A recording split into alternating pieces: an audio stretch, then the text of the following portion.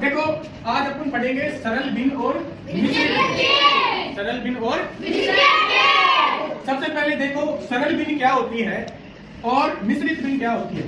सरल भिन्न में क्या होता है, दो संख्याओं को अपवन में लिखा जाता है, डिवाइड करके लिखा जाता है, जैसे 2/5, 3/6, 4/7 और ऐसे 8/5।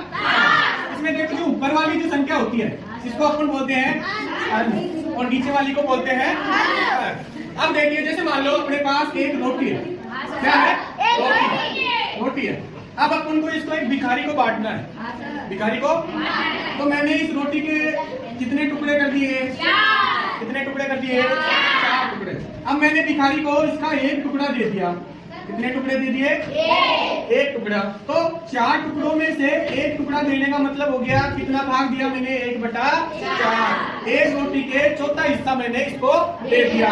अगर मेरा मन फिर से बोला कि मैं एक टुकड़ा इसको और दे दूंगा तो अब क्या हो गया भाई, 2/4। मैंने 4 टुकड़ों में से इसको 2 हिस्सा दे दिया, मतलब आधा हिस्सा दे दिया ना।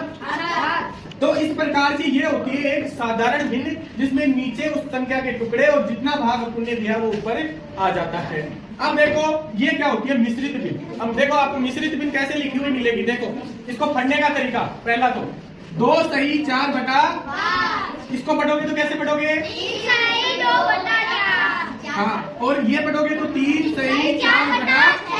अब देखो ये क्या होता है, मिश्रित में दोनों चीजें आ गई, एक पूरा हिस्सा भी आ गया और एक छोटा टुकड़ा भी आ गया। जैसे मान लो मेरे पास 3 रोटियां हैं, कितनी रोटियां हैं, और मैंने तीनों के 3 बराबर टुकड़े कर दिए, क्योंकि 3 बराबर टुकड़े कर दिए। ये देखो 3 टुकड़े कर दिए, हर रोटी को 3 हिस्से कर दिए। हाँ, अब देखो ये मान लो एक भिखारी है। अब मैंने इस भिखारी को इसका एक टुकड़ा दे दिया, पहले दिया वैसे, तो 3 टुकड़ों में से एक दे दिया, है ना।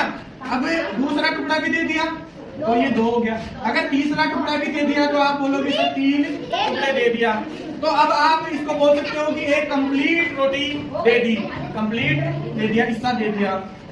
अब मान लो एक रोटी तो दे दी, इस रोटी में से भी मैंने एक टुकड़ा दे दिया, तो फिर से आप बोलोगे 1/3, 1/3। अगर ये टुकड़ा भी दे दूंगा तो ये हो जाएगा 2/3। ऐसे अगर ये पूरी रोटी देती और ये एक टुकड़ा दे दिया तो आप इसको बदल दोगे सर, 2 रोटी तो पूरी और तीसरी रोटी में 1/3। तो ये होती है मिश्रित भिन्न, ये होती है मिश्रित भिन्न। अब इधर आ जाओ, देखो इसको बदलने के तरीके होते हैं, बदलने के तरीके होते हैं। सरल भिन्न से मिश्रित भिन्न में संख्याओं को बदला जाता है। अब देखो सरल भिन्न कौन सी है, जैसे मान लो मैंने ये वाली सरल भिन्न ले ली 8/5।